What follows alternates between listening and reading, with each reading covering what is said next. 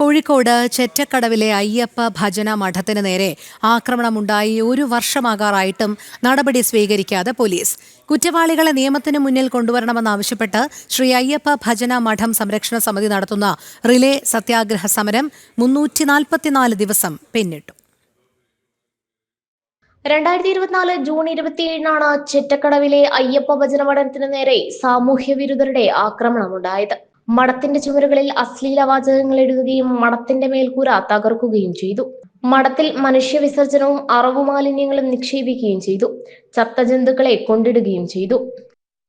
ഈ ഒരു അവസ്ഥയിൽ ഈ ഒരു ഭജന മഠത്തിനെ എത്തിച്ചിട്ടുള്ള ആളുകളെ അത് നിയമത്തിൻ്റെ മുന്നിൽ കൊണ്ടുവരണം. അവരെ അറസ്റ്റ് ചെയ്തുകൊണ്ട് നിയമത്തിൻ്റെ മുന്നിൽ കൊണ്ടുവരണം. ഇതാണ് ഇവരെ ആവശ്യം. അത് നേടിയെടുക്കുക തന്നെ ചെയ്യും. ഞങ്ങൾ ജൂൺ മാസം 27-ാം തീയതിക്കുള്ളിൽ ഈ പ്രതികളെ ഒന്നും പിടിച്ചിട്ടില്ലെങ്കിൽ ഹിന്ദു ഐക്യവേദി എന്ന് പറയുന്ന പ്രസ്ഥാനം DYSP ഓഫീസിലേക്ക് മാർച്ച് സംഘടിപ്പിക്കാൻ തന്നെയാണ് തീരുമാനിച്ചത്.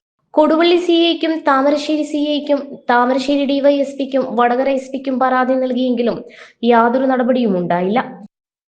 ഇത്തരം മ്ലേച്ഛമായ ഭാഷയിൽ ഒരു ആരാധനാലയത്തിന് എല്ലാ മനുഷ്യരും കൊടുക്കുന്ന ഒരു ബഹുമാനമുണ്ട്.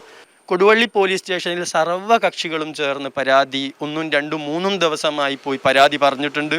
പോലീസിൽ നിന്ന് ഇവിടെ അന്വേഷണത്തിന് വരാൻ ഒരു 1.5 മാസത്തോളം കൊടുവള്ളി പോലീസ് സ്റ്റേഷനിൽ നിന്ന് ആരും തയ്യാറായിട്ടില്ല.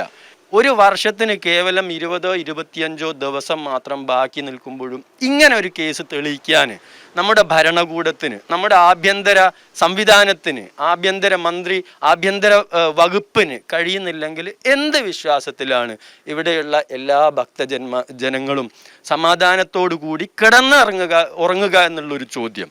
BJPയും ഹിന്ദു ഐക്യവേദിയും അടക്കം മുഖ്യമന്ത്രിക്കും DGPക്കും അടക്കം പരാതി നൽകിയിരുന്നു. സ്ഥലത്തെ മറ്റു സംഘടനകളും അതിക്രമത്തെ അപലപിച്ച് രംഗത്ത് വന്നിരുന്നു. കല്ലുപയോഗിച്ച് എഴുതിയിട്ട് 2 ലൈൻ എഴുതിയിട്ട് ക്ലിയർ ആവാത്തത് കൊണ്ട് അതിനുശേഷം പ്രൊഫഷണലായിട്ട് ബോർഡുകൾ എഴുതുന്ന, ചുമരുകൾ എഴുതുന്ന ഒരാളെ എക്സ്പേർട്ടിനെ കൊണ്ടുവന്നിട്ടാണ് ബാക്കി എഴുതിച്ചിരിക്കുന്നത്. അപ്പം വെളിച്ചടിച്ചു കൊടുക്കാൻ ആൾ വേണം, ബ്രഷ് പിടിക്കാൻ ആൾ വേണം, ഇപ്പോൾ എഴുതാൻ ആൾ വേണം, മാറ്റർ വായിച്ചു കൊടുക്കാൻ ബാക്കിലൊക്കെ എഴുതിയിരിക്കുന്നത് വലിയ മാറ്ററുകളാണ്. ഈ പ്രതികളെ ഉടൻ കണ്ടെത്തുക എന്നുള്ളതാണ് നമ്മുടെ ആവശ്യം. 1 വർഷക്കാലമായി നടത്തുന്ന സമരത്തെ ഇനിയും അവഗണിച്ചാൽ പ്രതിഷേധം ശക്തമാക്കുമെന്ന് അയ്യപ്പ ഭജനമഠം ഭാരവാഹികൾ പറഞ്ഞു. സെക്രട്ടേറിയറ്റിനു മുന്നിലേക്കടക്കം സമരം വ്യാപിപ്പിക്കാനാണ് തീരുമാനം. ജനം, കോഴിക്കോട്.